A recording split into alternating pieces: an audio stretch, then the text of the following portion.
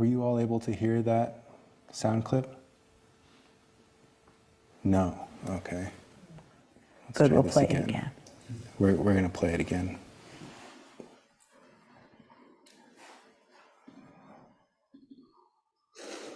What am I becoming? Face, forgotten how to smile. Mouth, learning to gape and drool. Body, forgetting how to move, relax or pee. And don't even think about making it through the night. What am I becoming? Or what is becoming me? These questions hound me. But there, lurking among the fears, I see the old me is being expanded in ways only intense lives can bear. I'm being deepened into a channel for tenderness and care. In my heart, I'm not rigid and I'm not numb, because this softening has made me very strong. I am bigger, bolder and emptier with every passing day. The more I love, the more I am love, and the more love I can give away. Thank you. You could hear it from the beginning this time. You know, we had this idea about haiku, but we had no idea where it went and how it affected people. I want to read to you, I got his book. It's called Busted, but I have a question for Noah before. Noah, I just suddenly realized later we're going to show photos, but there's no screen. Yeah. So You know what to do? Okay. they were going to show on this screen, but I suppose we need another screen. And maybe I can put it over there. Okay. Yeah, we'll just as long as you. Okay. I still think, the. Okay, so this is what's amazing about Tim Roberts. So you think, oh, you heard this beautiful thing and how he's growing. But it turns out he was a policeman. He was a police person. And this is haiku. I'm going to actually read you his last paragraph. And then I'm going to read you some haiku. So you have an idea, or I had an idea after reading the email and hearing his poem that he recited on radio, that his haiku would be a certain way. No, he's written a whole book about being I'll read it to you. He's better at it than I am. In the introduction. Discovering the spirit of haiku and one-breath poetry has changed my life. I started writing haiku, senryu, and haga poems nearly 3 years ago in my early 50s after being diagnosed with Parkinson's. I find the immediacy, vibrancy, and satisfaction of short-form poetry both meditative and energizing. Above all, it brings me joy and meaning, and it marked a turning point in many ways. That isn't the part I wanted to read. These poems, ready? These poems center around the ancient city of Chester.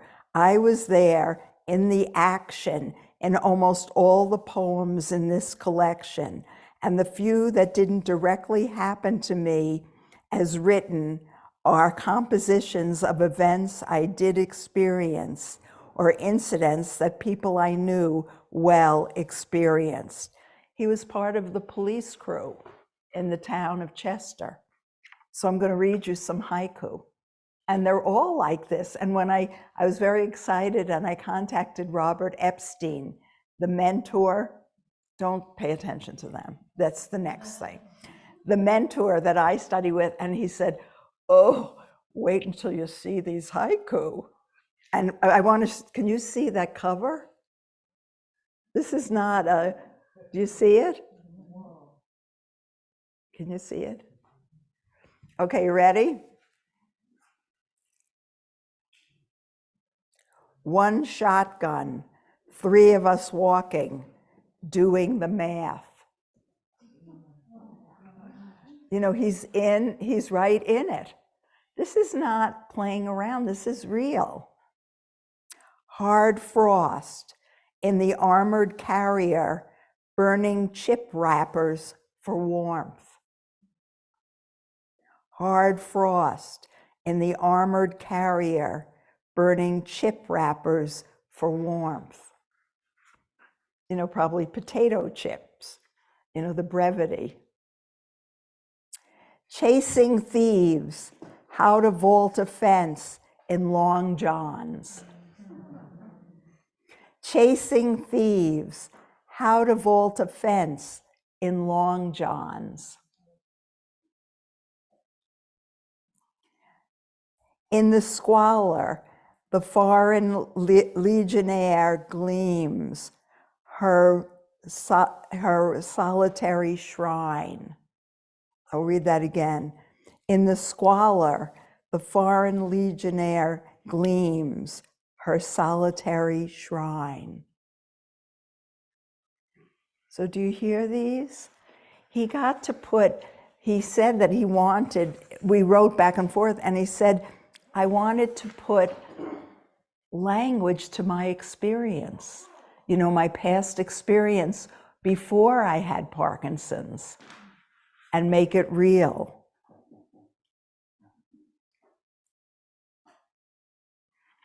I can't see very well because I didn't wear my...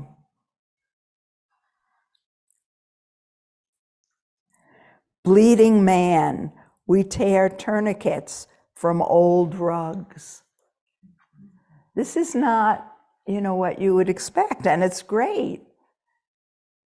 Flashlight, drug search, the dazzle in his eyes.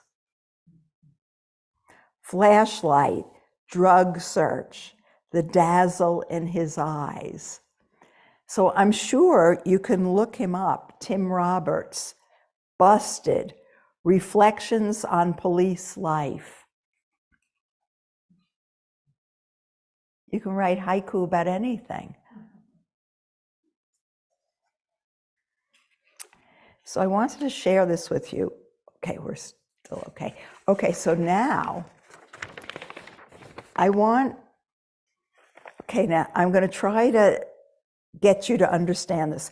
You've all heard about the leap in haiku, have you? Maybe you haven't. I'll repeat it because we never say things too much. Usually when you hear a haiku, and I'm going to read you a few so you get used to it, and then we're going to do something with it. So you hear haiku. Who has good reading glasses for me? And I apologize. The library. No, the library's too far. Here, pass those up, please. Thank you. Thank you very much. Aren't you the person that made me a little cup? Yeah. Okay. So, so there's a leap. Now, what I'm learning, and we're going to share it this weekend, you don't always have to have a leap in haiku. We were naive Americans looking at a Japanese form. But one of the things that is true for some is there's a leap. So you hear a haiku, and then and then you experience a little sensation of space. Ah. And Allen Ginsberg says that little sensation of space is nothing less than God. So you listen and you, oh. So you keep getting that little space. And sometimes when I was really uptight or having a hard time, I'd go to the St. John's bookstore, and they always had tons of good haiku collections. I'd open up and I'd read some, and there was suffering in the haiku, but it wasn't my suffering. And it brought me into a bigger place. So I'm going to read you a few of these so you can get that experience of space. And then I'm going to take you someplace else. Okay? Okay. So listen to these. These are modern ones. This is by Tia Haynes, a woman. Fading light, I dream of other women. Huh? Fading light, I dream of other women. I'll give you another one. This is by Bill Kenny. New leaves stirred by the wind, an infant's smile. New leaves stirred by the wind, an infant's smile.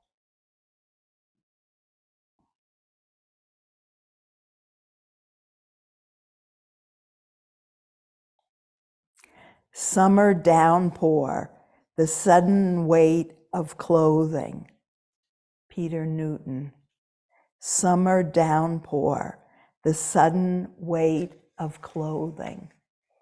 Can you feel that? Okay. Here's a few more. These are from The Heron's Nest. Oh, I loved this one when I read it. John Budin.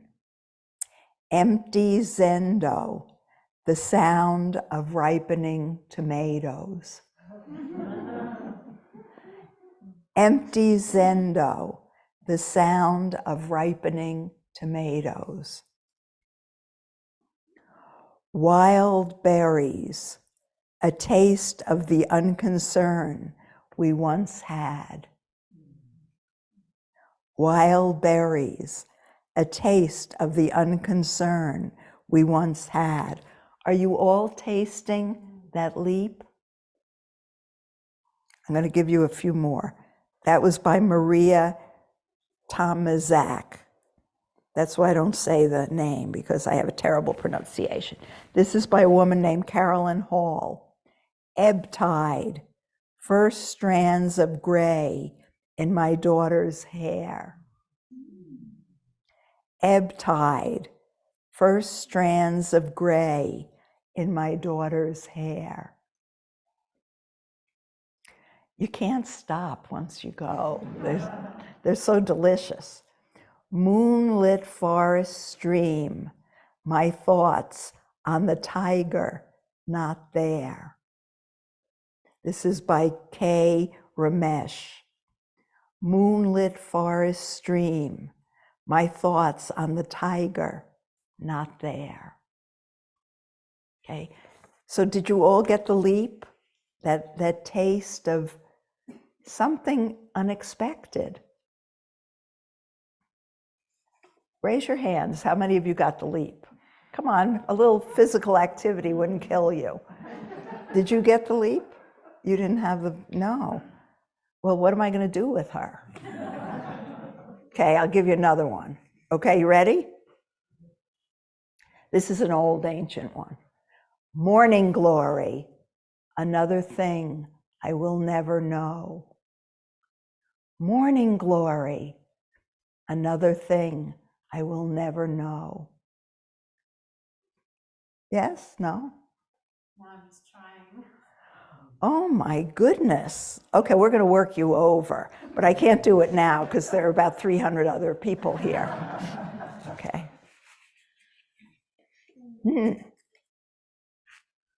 Okay, so there's this man that lives, I don't know, 2 roads down, but you have to understand the roads are like here and here.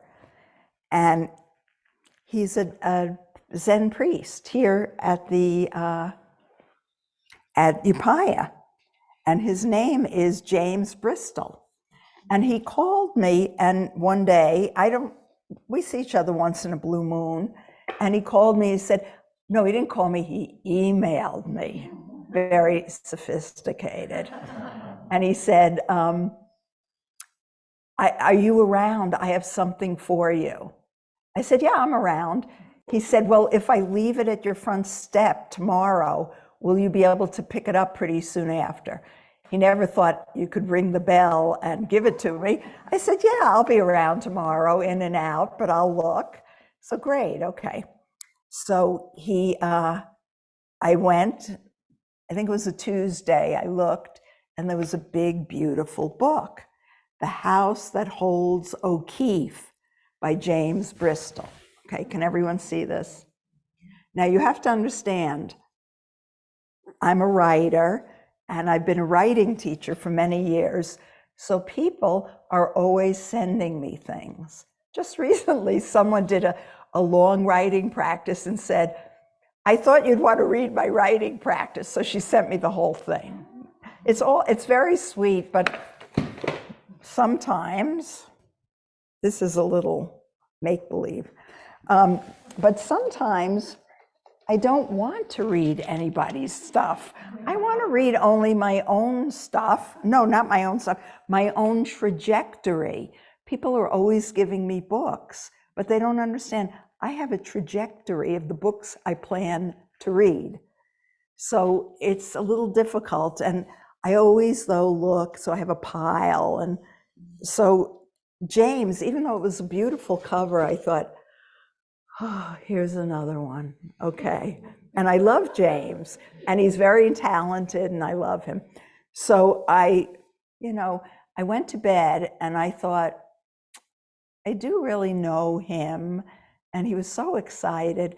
Come on, Natalie, be a sport and at least look at it before you go to bed. So this was the miracle. I open it up, and there's, I feel like I'm back in kindergarten teacher. You know how they have show and tell? This is very heavy.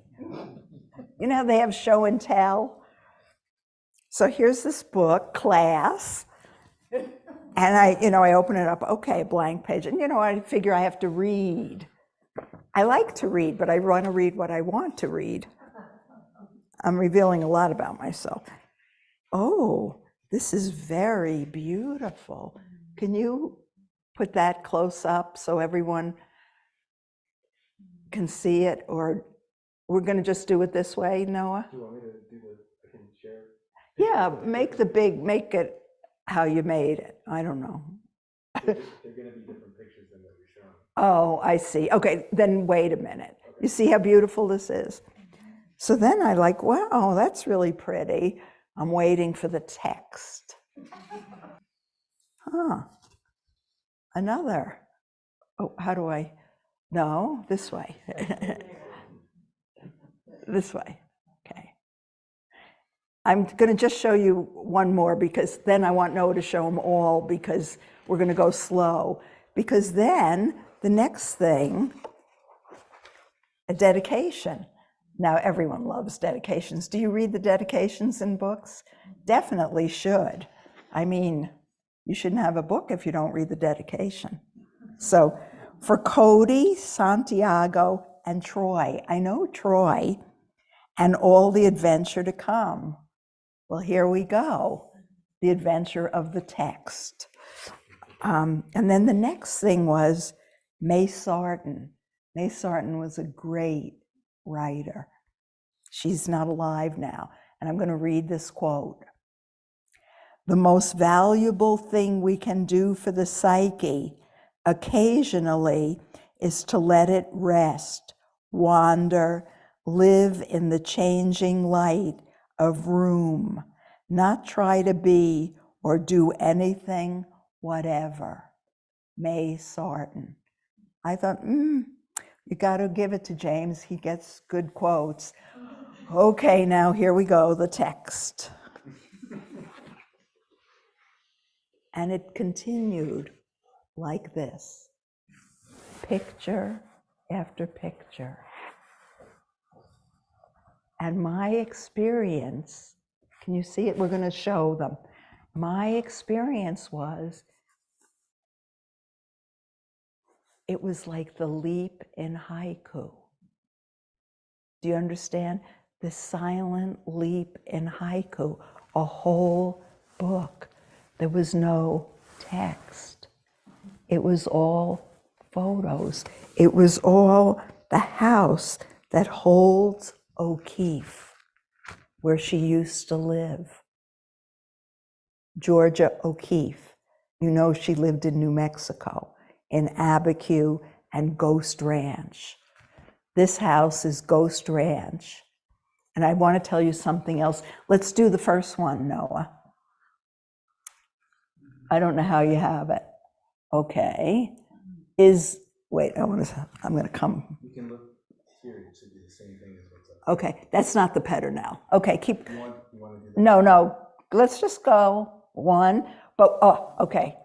Now, I want you to look, but not look like hungry to look at pictures. I want you to see if you can also feel that leap in your belly. Maybe it's in your solar plexus. Okay?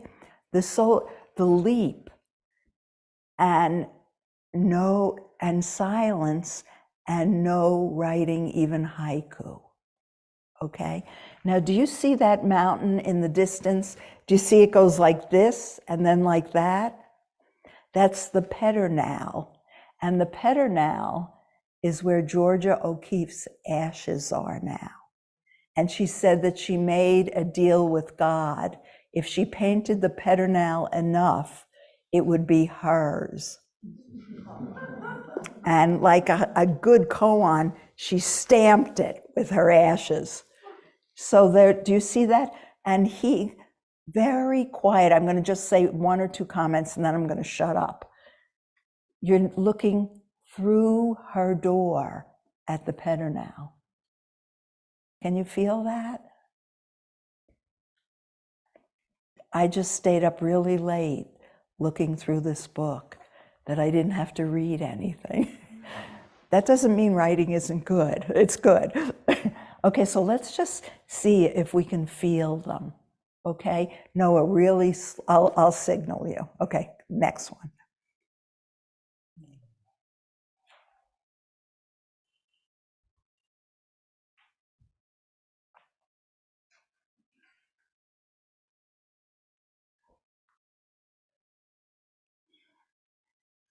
Next.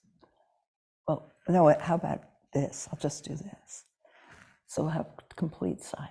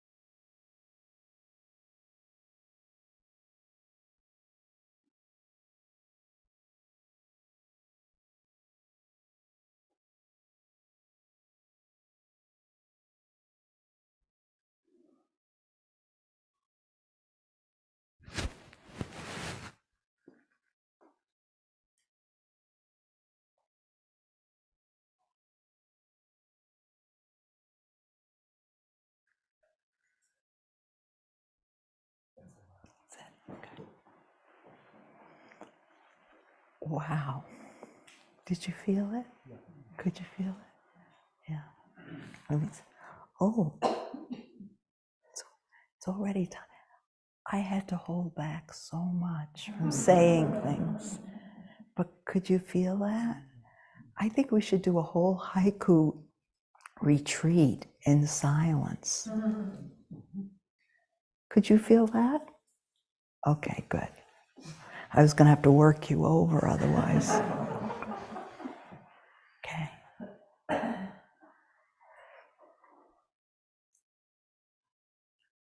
So that's the leap. It's a silence. It's a great gift that James gave us. Okay, thank you.